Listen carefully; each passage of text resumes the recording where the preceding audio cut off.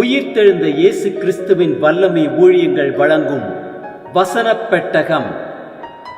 இயேசுவே கர்த்தர்.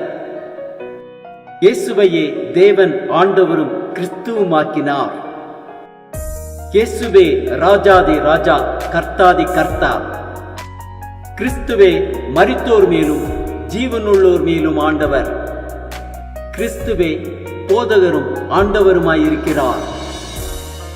வசனப் பெட்டகத்தின் இன்றைய தின கருப்பொருள் இருதயம். பாகம் 1.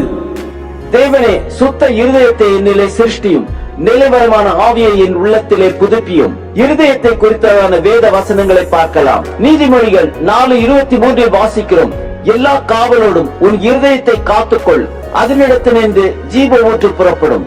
நீதிமொழிகள் 27:19 வாசிக்கிறோம், தண்ணீரில் முகத்திற்கு முகம் ஒத்திருக்குமா போல் மனுஷரில் இருதயத்திற்கு இருதயம் ஒத்திருக்கும். எரேமியா 17:9-10 வாசிக்கிறோம், எல்லாவற்றை பார்க்கிறோம் இருதயமே திருக்குள்ளதும் மகா கேடுள்ளதுமாய் இருக்கிறது, அதை அறியத்தக்கவன் யார்? கர்த்தராகிய நானே ஒவ்வொருவனுக்கும் அவனவன் வழிகளுக்கும் செய்கைகளின் பலன்களுக்கு தக்கதாய் கொடுக்கும்படிக்கு இருதயத்தை ஆராய்கிறவரும் உள்ளிந்திரியங்களை சோதித்தறிகிறவருமாயிருக்கிறேன். எரேமியா 29:13 வாசிக்கிறோம், உங்கள் முழு இருதயத்தோடும் என்னை தேடினீர்களானால் என்னை தேடுகையில் கண்டுபிடிப்பீர்கள். சங்கீதம் 20:4 வாசிக்கிறோம், அவர் உமது மனவிருப்பத்தின்படி உமக்கு தந்தருளி உமது ஆலோசனைகளை எல்லாம் நிறைவேற்றுவாராக. 1 சாமுவேல் 16:7 வாசிக்கிறோம், கர்த்தர் சாமுவேலை நோக்கி, மனுஷன் பார்க்கிறபடி நான் பாரேன், மனுஷன் முகத்தை பார்ப்பான், கர்த்தரோ இருதயத்தை பார்க்கிறார் என்றார்.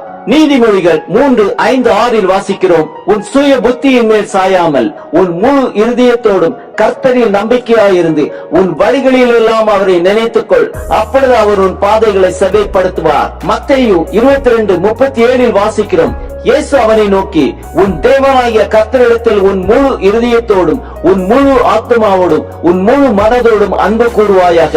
சங்கீதம் 37:4 வாசிக்கிறோம், கர்த்தரில் மனமகிழ்ச்சியாயிரு, அவர் உன் இருதயத்தின் வேண்டுதல்களை உனக்கு அருள் செய்வார். மத்தேயு 6:21 வாசிக்கிறோம், உங்கள் பொக்கிஷம் எங்கே இருக்கிறதோ அங்கே உங்கள் இருதயமும் இருக்கும். நீதிமொழிகள் 10:8 வாசிக்கிறோம், இருதயத்தில் ஞானம் உள்ளவன் கட்டளைகளை ஏற்றுக்கொள்ளுகிறான், அலப்புகிற மூடன் விழுவான். சங்கீதம் 31:24 வாசிக்கிறோம், கர்த்தருக்கு காத்திருக்கிறவர்களே, நீங்கள் எல்லாரும் திடமனதாயிருங்கள், அவர் உங்கள் இருதயத்தை ஸ்திரப்படுத்துவார்.